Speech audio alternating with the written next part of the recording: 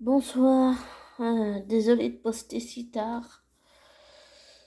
Pour les annonces, désolé de ne pas avoir fait la vidéo.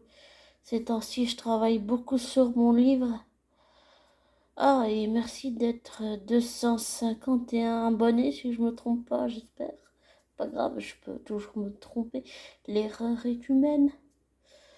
Même s'il y a des choses que j'ai fait horribles quand même, que je regretterai toute ma vie. Enfin, bref. Je vous fais cet audio en vous demandant si vous allez bien, comment vous allez. Et je voudrais parler d'une affaire que je viens de découvrir. J'aime pas trop donner mon avis sur des affaires, on va dire, criminelles. Mais là, c'était pas sur un meurtre, là, c'était sur un faussaire allemand. Désolé, il y a un moustique, je voudrais juste qu'il disparaisse. Désolé, je m'égare. Pardon. Ce faussaire allemand a fait des fausses toiles qu'il aurait jamais dû faire. Et je comprends pas qu'il ait fait ça. C'est malhonnête. Et je pense à toutes les victimes qu'il a arnaquées. C'est horrible. Et je me suis mis à penser un petit peu à lui. Pas vraiment penser, mais comment on pourrait dire? C'est pas vraiment le terme exact, c'est pas vraiment penser à lui, c'est avoir des ressentis intuitifs. Voilà, des ressentis intuitifs. Et qu'on soit bien clair, je ne projette pas ce que je ressens sur cet homme. Non. J'ai juste essayé de le voir sans avoir de préjugés sur lui malgré la chose horrible qu'il a faite avec sa femme et un complice. J'ai oublié le nom de l'autre là, mais c'est pas grave. Enfin, j'ai oublié le nom de l'autre troisième complice, mais c'est pas le plus important pour moi. Dans cette affaire, il a fait donc pour moi quelque chose qu'il n'aurait jamais dû faire. Vendre des faux tableaux, je me demande ce qui lui est passé par la tête. Comment on peut faire des trucs aussi cruels? Enfin, c'est usurper, comment? Pas usurper. Oui, usurper l'identité de quelqu'un. Et je trouve ça vraiment malhonnête. Mais c'est pas ça que je voulais dire, je m'égare. Sur les ressentis intuitifs que j'ai eus sur lui sans projeter ce que je ressens, c'est un exercice qui est plutôt difficile à faire, mais que je fais parce que je prends du recul. Et c'est vrai que prendre du recul pour voir les choses différemment, ça aide beaucoup. Et ne pas avoir de barrière mentale dans les préjugés, ça aide aussi énormément beaucoup. Et j'ai perçu que malgré toutes les zones d'ombre qu'il y a eu là sur les histoires des 300 tableaux et tout ça, j'ai senti que cet homme, malgré tout ce qu'il a fait, j'ai senti intuitivement qu'il y avait quelque chose ou un secret, je sais pas, il y a quelque chose qui tourne autour de ça qu'il n'a pas accepté. Et pour le vivre personnellement, c'est vrai que parfois il y a des choses de son passé, soit que c'est très difficile d'accepter parce que c'est quelque chose souvent de très douloureux, de très difficile émotionnellement qu'on dit à personne, ni à notre entourage, ni à son mari, ni à sa femme. On ne le dit pas parce qu'on souffre, parce que ça nous fait tellement souffrir émotionnellement qu'on s'enfonce là-dedans alors qu'on ne devrait pas. Et c'est ça que j'ai ressenti intuitivement. J'ai ressenti que, et je ne donne aucune garantie dans mes ressentis, je peux toujours me tromper. Et comme je suis actuellement dans une plus qu'une remise en question personnelle, là, ça va plutôt loin. Euh, J'aime pas dire moi je parce que j'ai l'impression d'écraser les autres. Et ben dans cette remise plus qu'en question, je creuse, je vais là où ça fait mal pour aller à la racine du problème en moi-même. Et donc, ça n'a pas grand-chose à voir avec cet homme, mais j'ai envie de dire que mon ressenti intuitif, je me suis basée sur lui, juste lui. Et que ce qu'il a fait, il n'aurait jamais dû le faire. Et pour vivre ce qu'il vit, j'ai essayé d'oublier mon passé. C'est pas possible de faire ça. On n'arrive pas à revenir en arrière. La vie nous laisse pas faire ça. Et elle nous le met en pleine gueule. Et je peux vous dire que pour le vivre, c'est super. C'est douloureux. Parce qu'on est confronté à toutes les choses qu'on veut cacher, à toutes les zones d'ombre qu'on a cachées à son entourage. Et on se les prend en pleine face avec des rêves, même des cauchemars, des flashbacks. C'est vraiment très douloureux à vivre. Vraiment, émotionnellement, c'est très douloureux à vivre. Psychologiquement aussi, mais surtout émotionnellement, au niveau des sentiments, moralement, psychologiquement, mentalement. C'est très douloureux à vivre. Et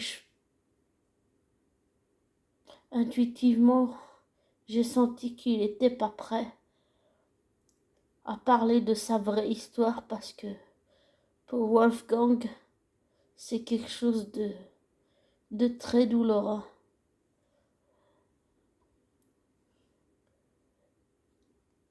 Je voulais pas dire son nom, mais je l'ai dit, alors je vais le dire. C'est Wolfgang Betracci. Voilà.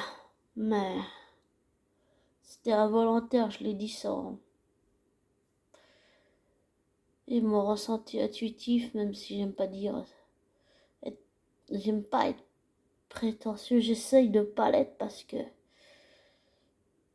j'ai eu des gens qui l'ont fait et ça, pour l'avoir vécu, ça n'a pas été une expérience super. Voilà. Et donc, pour en revenir à Wolfgang Betracci, ce qu'il a fait, il aurait jamais dû le faire, je trouve. C'est malhonnête.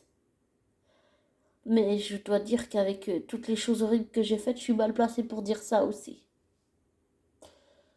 Je peux seulement livrer mon ressenti intuitif qui est que je pense sincèrement qu'il peut devenir une meilleure version de lui-même, qu'il mérite une autre chance et qu'il peut devenir quelqu'un de meilleur dans la meilleure version de lui-même. Et que pour ce qui est de sa peinture, il peut s'améliorer. Il suffit qu'il travaille sa technique de peinture et que je pense qu'il peut s'améliorer dans ses propres tableaux qu'il fait. Et techniquement, je pense que ça viendra un jour. Mais je sais pas, je ressens que ça tourne autour de quelque chose, d'un secret ou de quelque chose qu'il cache à l'intérieur de lui. Et ça le fait tellement souffrir qu'il le dit à personne, ni à sa femme, ni à ses enfants, ni à son entourage. J'arrive pas à dire autre chose. Ça le fait souffrir. En tout cas, ça le fait souffrir, voilà. Je ressens que ça le fait souffrir. Tous les jours, ça le fait souffrir. Et il a peur de le dire parce qu'il a peur d'être jugé, bien sûr. Ce que je peux comprendre. Et je ne dis pas la vérité, je n'impose pas mon ressenti, c'est juste que je voulais partager ça parce que je me dis que si je le fais, cette intuition va partir. Et à chaque fois que j'essaye de chasser une intuition de ma tête, ça revient, ça revient, ça revient. Et je me dis que l'écrire en commentaire, c'est bien, mais peut-être que la partager pour qu'elle sorte de ma tête, c'est mieux. Parce que souvent, j'ai fini par comprendre que le manque de sommeil, c'est pas seulement dû au livre ou que je vais au lit trop tard à 6 heures du matin. C'est aussi le fait que ça tourne dans la tête, que parfois les intuitions, elles sont tellement fortes qu'elles m'empêchent de dormir. Alors, je me suis dit qu'en vous le partageant, peut-être que ça finirait par me sortir de la tête. Parce que j'ai pas envie vraiment que ça m'empêche de dormir. J'ai juste envie d'être tranquille. Et passer une bonne nuit par-dessus tout, quand même. Un peu. Mais voilà. C'est juste que je sens que Wolfgang, là, il a une mauvaise passe. Il souffre de ce secret ou de ce quelque chose qui le rend prisonnier de ce secret ou de ce quelque chose qu'il cache à toute sa famille. Et ça le fait souffrir. Et je sens aussi ses remords. Peut-être que j'invente, mais je vous dis les ressentis intuitifs que j'ai là en ce moment tout de suite. Donc voilà. Et je sais qu'il faut aussi faire attention à ce qu'on dit sur YouTube. On peut pas tout dire. Parfois, si c'est trop trash, c'est pas bon non plus, on est d'accord. Alors j'essaye de faire de mon mieux possible et de pas tout dire, tout et n'importe quoi.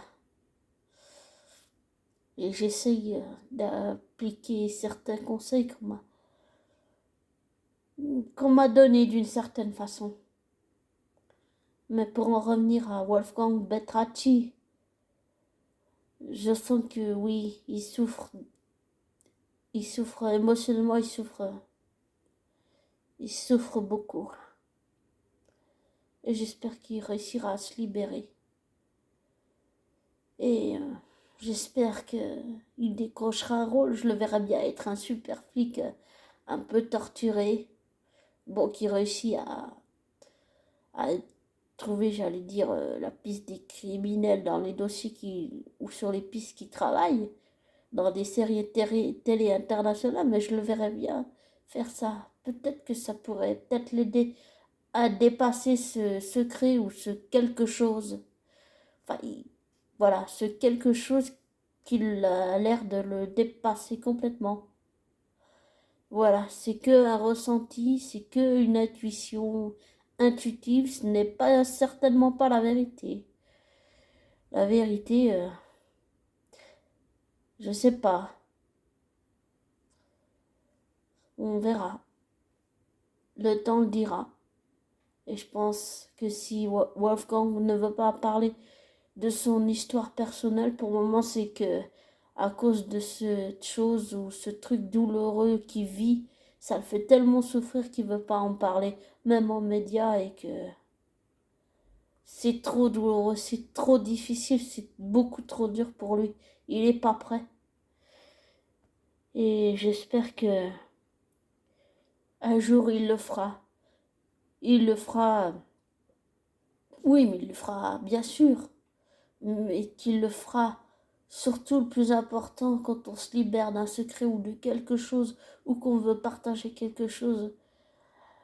Le plus important, je dirais par expérience personnelle, c'est de le faire avec sincérité, avec le cœur, non avec la tête, mais de suivre son cœur et sa sincérité et de le faire quand on se sent prêt. Et lâchant qu'il n'est pas prêt. Pour le moment, ce qu'il vit, c'est trop douloureux, beaucoup trop douloureux. Et ça le rend triste, mélancolique. Mais j'espère qu'il le fera. Et je me suis un peu perdue, mais je voulais dire que le plus important, c'est pas qu'il le fasse pour les autres, c'est qu'il le fasse pour lui. Comme pour l'histoire ou l'affaire avec Amber Hayes et Johnny Depp. L'important, c'est que Johnny Depp, qui puisse se libérer de tout ce qu'il a vécu, et que s'il écrit ce livre, c'est pour lui, c'est pour se libérer. Et la personne que ça va aider, oui, ça va aider des victimes par rapport à ce que Johnny Depp a vécu avec Amber, mais surtout ça va l'aider lui. Et je pense que pour Wolfgang Betracci, c'est la même chose. Ça va le libérer, ça va lui faire du bien, mais surtout ça va l'aider lui pour surmonter ce quelque chose, pour le dépasser. Voilà, le dépasser. Voilà. Bon, dites-moi ce que vous pensez. Et, euh, et désolé d'avoir fait un peu long. Et pour mon troisième audio du groupe dont je veux parler, je le ferai, mais pas. Je sais pas quand je vais le faire. Voilà. Mais je vais le faire, mais pas. Je peux déjà vous dire que ça parle. Oui, ça parle du groupe de rock ou metal, je sais plus. Evanescence, mais ça parle d'un des membres du groupe Evanescence. Ça parle de. Euh, Ça parle de quelqu'un du groupe Evanescence que j'aime beaucoup d'ailleurs. Et je vous lirai un ressenti que j'ai écrit sur cet être humain, sur cet être humain, sur cet artiste, mais surtout sur cet être humain qui fait musicalement partie du groupe Evanescence. Et j'espère que ça vous plaira. Prenez soin de vous. Je vous souhaite une belle soirée. Bye.